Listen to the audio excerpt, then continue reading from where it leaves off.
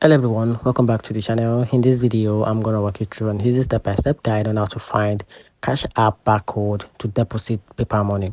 So to get started with a guide on how you can easily find the Cash App barcode to deposit paper money. So the first step is to open the Cash App and launch the app and log into your account. Then step 2, you have to tap the bank icon, and which is usually at the bottom left corner. Then from there, on the step 3, you have to scroll down and tap the paper money, and this option is under hard cash or deposit. Then on the step 5, you have to tap show barcode. So Cash App will show a unique barcode you scan at the participants stores. Then where to use this barcode, you can take the barcode to any participating retailers like Walmart, CVS, Wells Green, 7-Eleven, Family Dollars, Dollar General, and the cashier let you scan your barcode and give them the cash.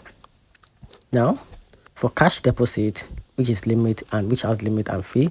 For fee, usually between $1 to $4 per deposit, which varies by store, and the minimum $5 and the maximum was $500 per deposit and $1,000 per week.